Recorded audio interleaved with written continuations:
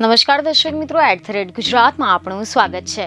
સંવેદનશીલ અને મક્કમ નિર્ણયકર્તા તરીકે રાજ્યના સમગ્ર વહીવટી તંત્રને વધુને વધુ લોકોભિમુખ બનાવવા માટે ગુજરાત સરકારે નવતર પ્રયોગ કર્યો છે। લોકો માટે, લોકો સાથે અને લોકો વચ્ચે આ સૂત્ર સાથે ભૂપેન્દ્ર પટેલ સરકારે અંતરિયાળ વિસ્તારોમાં વસતા લોકો સુધી પાયાની તેમજ નાગરિકલક્ષી સેવા સુવિધાનું વિતરણ સુનિશ્ચિત કરવા માટે નવતર અભિગમ અપનાવ્યો છે અને આ પ્રો પીપલ પ્રો એક્ટિવ ગવર્નન્સના પ્રેરક દ્રષ્ટાંતમાં રાજ્યના તમામ જિલ્લાઓમાં કલેક્ટરો અને જિલ્લા વિકાસ અધિકારીઓ તેમના જિલ્લામાં આવેલા એક તાલુકા તેમજ એક ગામની મુલાકાત લે છે અને તેમને મળતી સુવિધાઓ સેવાઓ સુપેરે મળે છે કે કેમ તે સુનિશ્ચિત કરશે।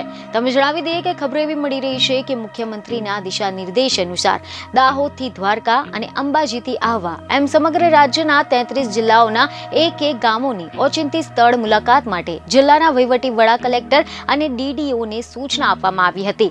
મુખ્યમંત્રી સ્પષ્ટપણે માને છે કે જ્યાં સુધી કોઈ પણ બાબતને સમગ્ર ત્યાંથી જોવામાં ન આવે ત્યાં સુધી આવી બાબતો નાની મોટી કે એકલ દોકલ અને છૂટી છવાઈ નજરે પડતી હોય છે।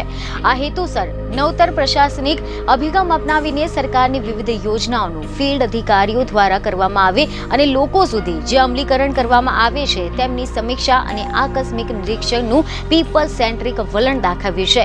રાજ્યના વહીવટી વડા મુખ્ય સચિવ રાજકુમારના માર્ગદર્શનમાં આ માટેના જિલ્લા કલેક્ટરો, જિલ્લા વિકાસ અધિકારીઓને નિયત ચેકલિસ્ટ ફોર્મ આપીને તેમાં સમીક્ષા અને નિરીક્ષણના અવલોકનો ભરવા માટે જણાવ્યું છે।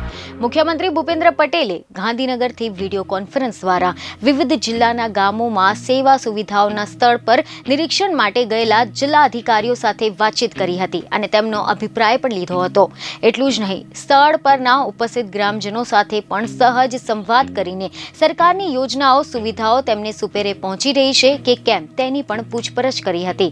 તો આ સાથે જ રિપોર્ટ અનુસાર મુખ્યમંત્રીએ સ્પષ્ટ દિશા નિર્દેશ આપ્યો છે કે આવનાર દિવસોમાં આ કાર્યક્રમને યથાવત રાખીને તેમના જિલ્લાઓના તાલુકા અને ગ્રામ્ય કક્ષાએથી પણ લોકો વચ્ચે જઈને અધિકારીઓ ફીડબેક મેળવે અને રાજ્ય સરકારની યોજનાઓનો લાભ સુપેરે પહોંચાડે છે તે માટેનું નેતૃત્વ જિલ્લા તંત્રના વડા તરીકે કલેક્ટર ડીડીઓ કરે છે અને મુખ્યમંત્રી ભૂપેન્દ્ર પટેલ પોતે પણ જ્યારે જિલ્લાઓની મુલાકાતે જતા હોય છે ત્યારે કચેરીઓની ઓચિંતી મુલાકાત લઈને કચેરીઓની કામગીરી અંગે પ્રજાજનોને સંતોષ છે કે કેમ કોઈ દુવિધા તો નથી ને તે બાબતે જાણકારી મેળવે છે। બીજને ખબરો સાથે ફરી મળીશું। ધન્યવાદ।